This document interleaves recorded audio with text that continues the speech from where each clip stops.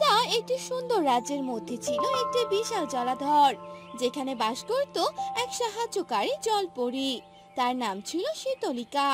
শীতলিকা ছিল খুবই দয়ালু এবং সবসময় অন্যের সাহায্য করতে প্রস্তুত ছিল।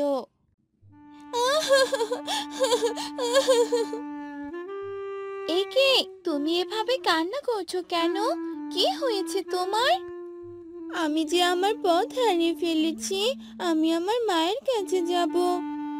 কান্না করো না বাচ্চা, আমি তোমাকে তোমার মায়ের কাছে নিয়ে যাব। তুমি শুধু বলবে কে তোমার মা, ঠিক আছে? আচ্ছা, ঠিক আছে। এরপর শীতলিকা সেই বাচ্চাটিকে নিয়ে জলাধার চারদিকে ঘুরতে লাগলো। অনেক জায়গায় যেতে লাগলো যেখানে জলপরী শীতলিকা এর আগে কখনো যায়নি। তারা এক মা জলপরীকে দেখতে পেল, যিনি একটি পাথরের উপরে বসে কান্না করছিল।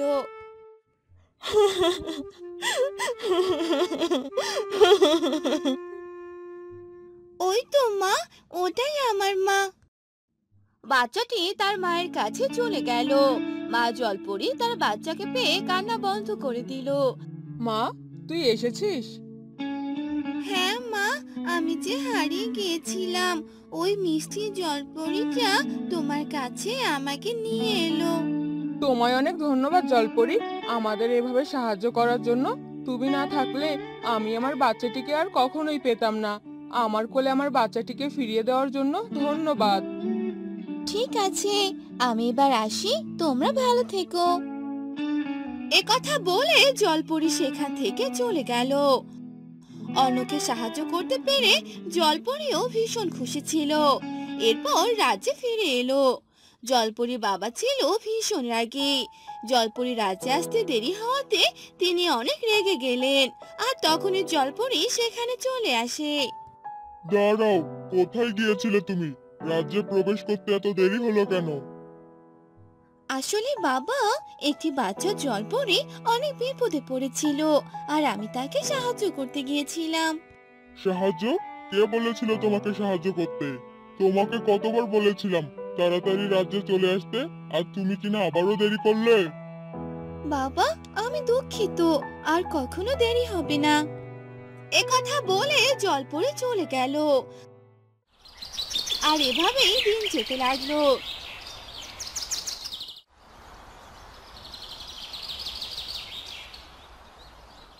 রাজ্যের সবাই সাহায্যকারী জলপরি হিসাবে শীতলিকাকেই জানতো। আর কোনো বিপদে তারা শীতলিকাকে নিয়ে আসতো। একদিন শীতলিকার কাছে মা পরী চলে এলো। জলপরি, তুমি আমাদের বাঁচাও, আমাদের রক্ষা করো। কি হয়েছে তোমাদের? আমাদের থাকার মতো কোনো জায়গা নেই, তুমি একটু আমাদের আশ্রয় দাও। আমি শুনেছি তুমি অনেক দয়ালু ও সাহায্যকারী, আমাদের ফিরিয়ে দিবে না। ঠিক আছে, তোমাদের থাকা নিয়ে আর কোনো কিছু ভাবতে হবে না। এখন থেকে তোমরা আমাদের রাজ্যে আমাদের সাথেই থাকবে। এ কথা শুনে মা জলপরি ও বাচ্চাটি অনেক খুশি হয়ে গেল। এরপর থেকে তারা সে রাজ্যেই থাকতে লাগলো। এই জলপরিটা তো আমার পথের কাঁটা হয়ে দাঁড়ালো। সব দিকেই শুধু ওর প্রশংসা শুনছি। ওর জন্য আমার নাম কোথাও শোনা যাচ্ছে না। আমি চেয়েছিলাম সবার মুখে মুখে যেন আমার নাম ছড়িয়ে পড়ে। আর এদিকে কিনা জলপরির কথাই চারিদিকে ছড়িয়ে পড়েছে।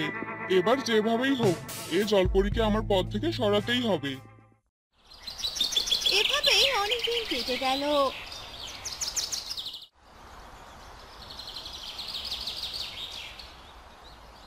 আর একদিন জলকুমারের সাথে জলপরীর দেখা হলো। জলকুমার জলপরীকে দেখে ভীষণ রেগে গেল, আর সে জলপরীকে আঘাত করতে লাগলো। এ কি, কি হলো তোমার? তুমি এভাবে আমাকে আঘাত কেন করছো?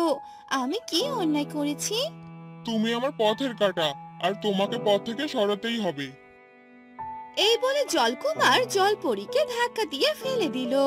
আর জলপরী অনেক আঘাত পেল, যার কারণে জলপরীও তার সাথে লড়াই করতে লাগলো। জলপরীর কাছে এক বিশেষ ক্ষমতা ছিল, যার কারণে সে জলকুমারকে পরাজিত করলো। আর জলকুমার হেরে গেল, আর সেখান থেকে পালিয়ে গেল। একদিন রাজ্যের প্রজারা দেখলেন যে জলাধারের পানি কমে যাচ্ছে। তারা খুব চিন্তিত হয়ে পড়লেন। রাজ্যের রাজা শীতলিকাকে ডেকে পাঠালেন, কারণ তিনি জানতেন জলপরী অসাধারণ ক্ষমতায় গুণান্বিত।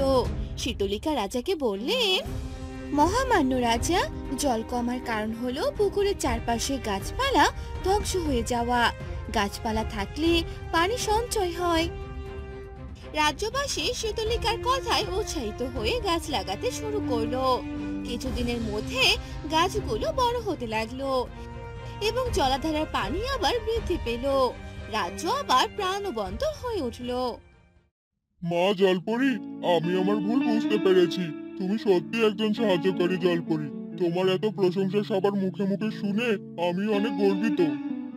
ধন্যবাদ বাবা, আজ আমার অনেক ভালো লাগছে। চলো, আমি তোমাকে নিয়ে এই রাজ্যে ঘুরে বেড়াবো। একথা শুনে জলপরি তার বাবার সাথে রাজ্যে ঘুরে বেড়াতে লাগলো। প্রকৃতি শীতলিকার ইশারায় সন্তুষ্ট হলো আর সবাই সুন্দর একটি মুহূর্ত উপভোগ করলো। আমি সত্যি খুব আনন্দিত এই রাজ্যে থাকতে পেরে আর তোমাদের এত সাহায্য পেয়ে। তুমি তো সাহায্য করার পথ দেখালে, আর আমরা সেটা কি করে অমান্য করি বলো তো? তোমার মতো সাহায্যকারী জলপরি পেয়ে আমরা সত্যি গর্বিত। আমার সত্যি ভীষণ ভালো লাগছে। শীতলিকা প্রত্যেকদিন রাজ্যের সবাইকে সাহায্য করতে লাগলো, আর এভাবে সাহায্যকারী জলপরি শীতলিকা রাজ্যের সবার কাছে প্রিয় হয়ে উঠলো।